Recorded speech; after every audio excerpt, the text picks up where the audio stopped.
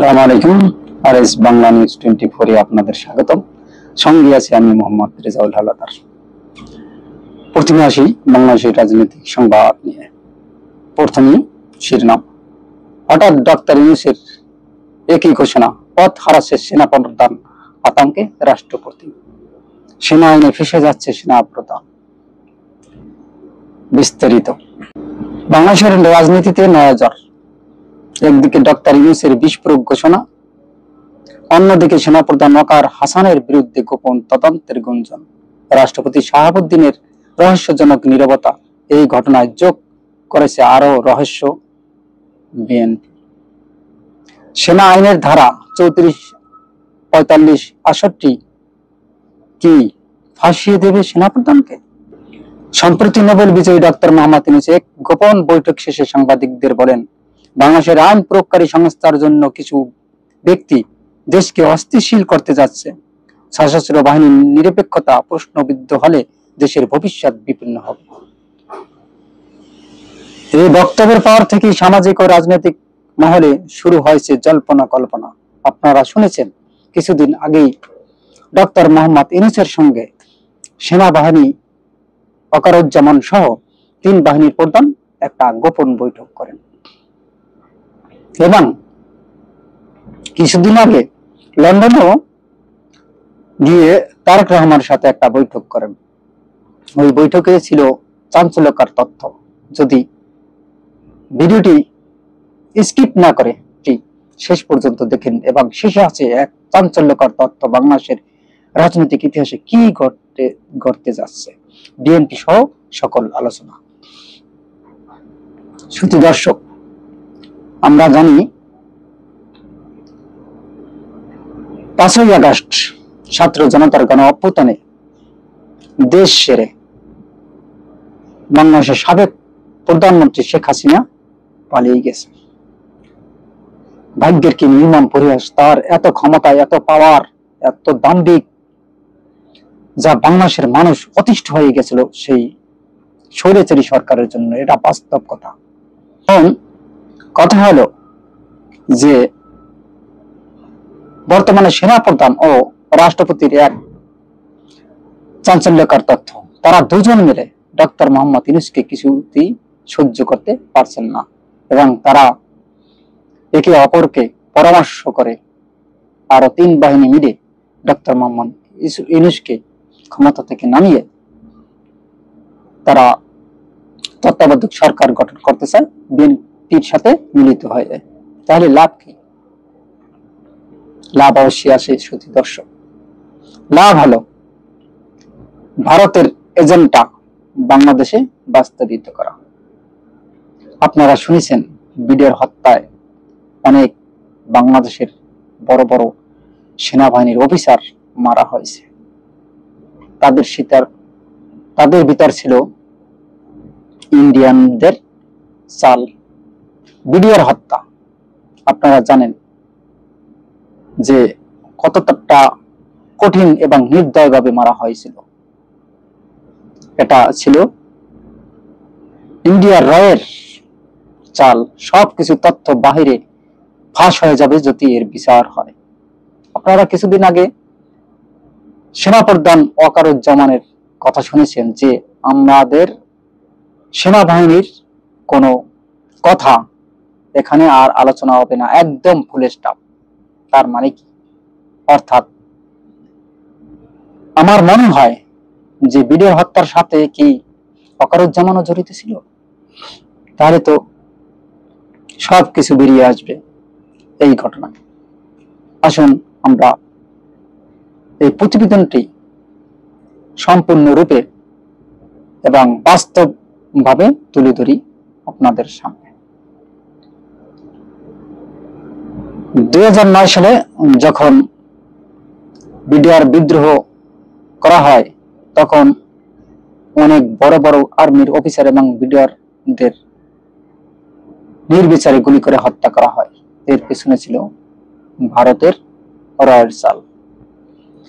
ইচ্ছা করলে সকল সেনাবাহিনী এবং তারা একত্রিত হয়ে এই হত্যাটি থামানো যেত, কিন্তু সে জায়গায় শেখ হাসিনাকে ফোন করে করার পরও আপনারা শুনেছেন যে সোহেল তাজের সময় সোহেল তাজ কি বলেছে, যে তাকে ফোন করে বলছে তুমি বেশি বোঝো না, তুমি চুপ থাকো, আমি দেখছি।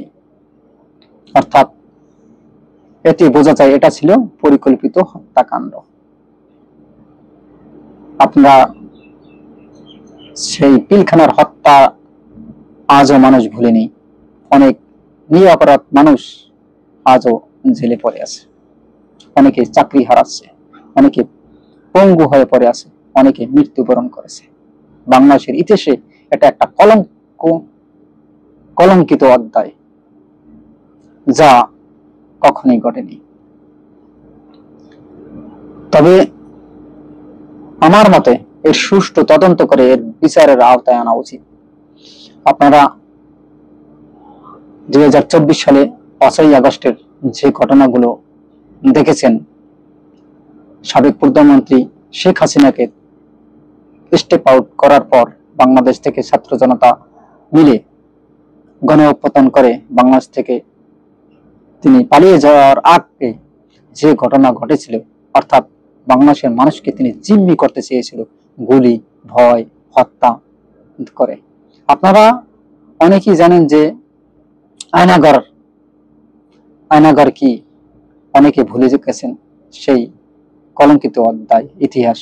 আপনারা ইলিয়াস আলীর কথা জানেন, সিলেটের ইলিয়াস আলী, তাকে কিন্তু তার লাশ কোথায় আজও পাওয়া যায়নি। তার মা কিন্তু এখনো অপেক্ষা করেন যে ইলিয়াস বেঁচে আছে, একদিন ফিরে আসবে, কিন্তু ভাগ্যের কি নির্মম পরিহাস, ইলিয়াসকে আয়নাঘর থেকে বের করে নিয়ে মেরে ফেলা হয়েছে এবং কোন সাগরে ফেলে দেওয়া হয়েছে তার লাশের টুকরাটাও পর্যন্ত পাওয়া যায়। এটা বাংলাদেশের একটা কলঙ্কিত অধ্যায়। আপনারা আমান আজমির কথা শুনেছেন, তাকে বদ্ধ করে রাখা হয়েছে আয়নাঘরে। তারপরে মানুষ জানতে চায় আয়নাঘর নাই, আসলে আয়নাঘর কি। তাদের কাছে একটা বিশাল বোঝা মনে হয়েছে যে তারা আকাশ থেকে পড়েছে, পৃথিবীতে বাংলাদেশে তারা বসবাস করে না। মানুষ বাঙালির কিভাবে ভুলে যায় এই অত্যাচারিত সরকারের কথা। আমরা কাউকে ছোট করে বলবো না এবং সত্যি কথা বলবো। একজন সরকার, তিনি রাষ্ট্র পরিচালনা করবে, তাদের সাথে সম্পর্ক থাকবে জনগণের, কিন্তু তারা কি করে জনগণের বিরুদ্ধে চলে যায় আমার বুঝে আসে না। আপনারা কি সারা জীবন ক্ষমতায় থাকতে চান? এটা কি সম্ভব? আপনারা কোন সরকারই সারা জীবন ক্ষমতায় থাকবেন না, আপনারা সীমিত সময়ের জন্য আপনাদের দায়িত্ব দেওয়া হয় এই জনগণের। ভাববেন না যে সারা জীবন ক্ষমতায় থাকবেন। ওদিকে বিএনপি, সেনাপ্রধান ও রাষ্ট্রপতি মিলে যে নেশাকার পরিবেশ সৃষ্টি করতে যাচ্ছেন ডক্টর মোহাম্মদ ইউনূসকে পদত্যাগ করানোর জন্য, তা কিন্তু সম্ভব না। কথায় আছে গাছে কাঁঠাল গোপে তেল। আপনারা কি মনে করেন ইউনূস দুর্বল লোক? কখনোই না। তিনি লন্ডনে গিয়ে তারেক রহমানের সাথে এমনি কি মিটিং করেছেন? কখনোই না। তাকে বুঝিয়ে এসেছেন যে বাংলাদেশে এখন সংকট সময়, তোমরা নীরবতা পালন করো, দেখো আমি কি করি। সংস্কার না করা পর্যন্ত নির্বাচন হবে না। আপনারা লিখে রাখেন, 2027-28 সাল চলে যাবে, এর আগে নির্বাচন হতে পারবে না। কিভাবে হবে সংস্কার না হলে? বাংলাদেশের অর্থনৈতিক যে ভঙ্গুর অবস্থা, বিদেশে টাকা পাচার হয়েছে কোটি কোটি টাকা, আপনারা সব কি ভুলে গেছেন? ছোট শিশুকে পর্যন্ত গুলি করা হয়েছে আকাশপথ থেকে। এসব ভুলে কিভাবে যান? আবার সেই সরকার কি আপনারা বাংলাদেশে আনার জন্য বেকুল হয়ে পড়েন? আপনারা কিছু রাজনৈতিক মহল ভালো হয়ে যান। এই দেশটাকে সোনার বাংলায় রূপান্তরিত করতে হলে আপনারা সমস্ত কিছু মনে রাখবেন এবং জনগণের কথা অবশ্যই মনে রাখতে হবে। আমরা সাধারণ জনগণ, আমরা এক একটা সম্পদ দেশের। তাই আসুন হিংসা প্রতিহিংসা না করে ডক্টর মোহাম্মদ ইউনূসকে সাপোর্ট করুন, বাংলাদেশকে এগিয়ে নিয়ে যান। হ্যাঁ, নির্বাচন হবে, অবশ্যই আমি চাই নির্বাচন হোক। দেশে স্বৈরাচারিতা কখনো চাই না, কিন্তু সমস্ত সংস্কার না হওয়া পর্যন্ত আমি নির্বাচনের পক্ষে না। বারবার আপনারা বিদেশে টাকা পাচার করবেন, এর একটা বিহিত না করা পর্যন্ত কোনো নির্বাচন বাংলাদেশে চাই না এবং হবে না। আপনারা লিখে রাখুন, নির্বাচন হবে কবে? সংস্কার করার পর, এর আগে না। এবং বাংলাদেশ থেকে যত টাকা পাচার হয়েছে তার অনেকটা টাকা বাংলাদেশে ফিরিয়ে আনবে, তারপর হবে নির্বাচন। বাংলাদেশের সকলের প্রতি মঙ্গল কামনা করে আমি আমার ভিডিওটি এখানেই শেষ করব। যদি ভালো লাগে অবশ্যই আমার চ্যানেলটি সাবস্ক্রাইব করুন এবং লাইক ও শেয়ার করে সবার মাঝে ছড়িয়ে দিন। আজ এ পর্যন্তই। আসসালামু আলাইকুম ওয়া রাহমাতুল্লাহি ওয়া বারাকাতুহু।